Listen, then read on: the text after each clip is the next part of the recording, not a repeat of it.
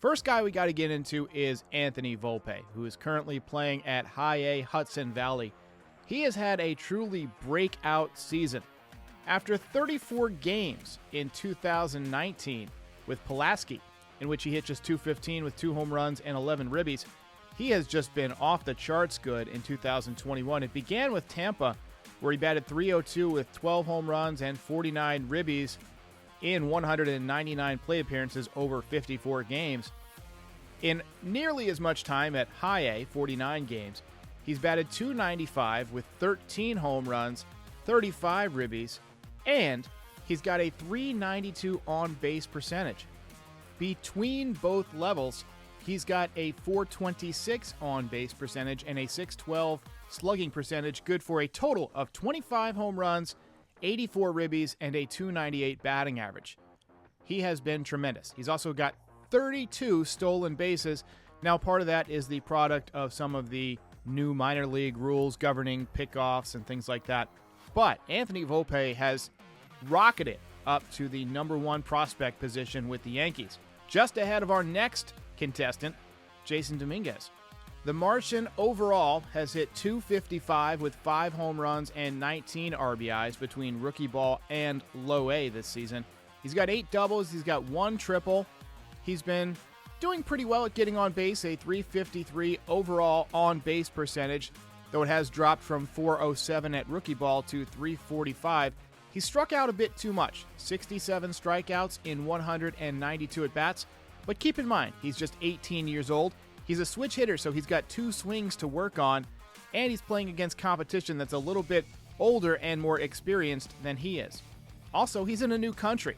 He's putting up great exit velocities, and everything that I've heard suggests he's progressing quite well. The Yankees' #3 prospect is Oswald Peraza. Between High A and Double A, he's batting .301 with 16 home runs, 55 ribbies, and 35 stolen bases. Again, showcasing great speed. And all these Yankees know how to get on base. He's posted a .355 on-base percentage and a .299 batting average at Double A. He's looked quite comfortable. Now, he and #1 prospect Anthony Volpe are both shortstops. And that suggests that one of those guys, if they're going to remain in the organization, will probably need to shift off of shortstop. There are also several good shortstops that are available as free agents this winter, and Gleyber Torres has recently been moved back to second base. That suggests there is an opening. Could Oswald Peraza skip AAA or have a brief tenure at AAA and end up in the major leagues next season? It's possible. Could Anthony Volpe continue to skyrocket? We've seen it before, but it is great that the Yankees have a ton of depth. The Yankees' #4 and #5 prospects are Luis Gil and Clarke Schmidt, respectively. Now, Clarke Schmidt has been injured most of the season, but he has done pretty well in the minor leagues. I still think he's got a few command issues. We saw that against the Mets the other night. But so far in 2021, a 2.96 ERA in AAA.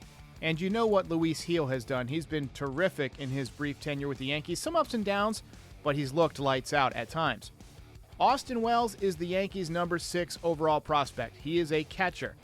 He has not had an outstanding season. He has split his time between High A Hudson Valley and Low A Tampa. Overall, he's put up okay numbers, .266 with 16 home runs, 76 runs batted in, so he is good at bringing guys in from scoring position. He's stolen 14 bags. Again, that could be the product of some of these rules, but we saw Austin Wells pinch run in spring training, and he does have a little bit of speed. His on-base percentage overall has been quite good between the two levels, .390, and he does have 22 doubles and 5 triples, showing good power to the gaps. He's walked 66 times and struck out 111 times. Defensively, I've heard that he has some room for improvement, but I don't think he's going to remain a catcher. I think he might end up being a first baseman or end up as a corner outfielder at some point.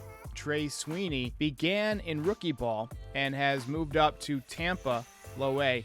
Overall, he's hit .269 with 7 home runs and 14 ribbies in 30 games. That's pretty good. He's just 21 years old. He does have 4 stolen bases already, 29 strikeouts, and 19 walks, so he's got a pretty good command of the strike zone. And like Volpe and Peraza, he is a shortstop. So the Yankees have a lot of shortstop depth. Right now, a top prospect at AA, High A, and Low A. Luis Medina is another guy who has been on Yankees fans' radar for a bit now. With a 100-plus mile-an-hour fastball, he's been waiting for that command to come along, and this year it certainly has. Between High A and Double A, in 20 games, 19 games started, he's thrown 95 1/3 innings. He's got a 3.59 ERA, and he's got 123 strikeouts. He does have 53 walks, so that's still a bit too many, and a .221 batting average against, so he's tough to square up. He's just 22 years old, so he's got some time to put it together.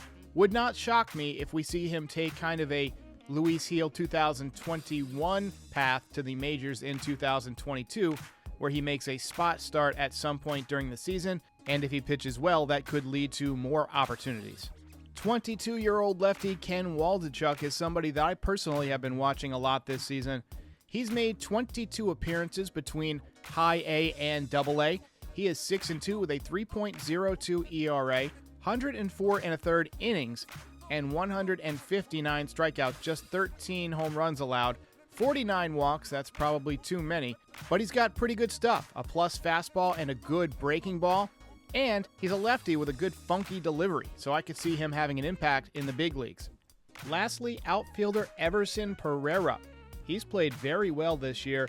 In just 168 at-bats, he's got 18 home runs and 50 RBIs to go with a .310 batting average across 3 levels this season. He's been especially good since being promoted to High A Hudson Valley. At just 20 years old, he's batting .261 with 12 home runs and 25 ribbies in just 88 at-bats over 22 games. He was signed at age 17 as an international prospect, making a bigger name for himself this year.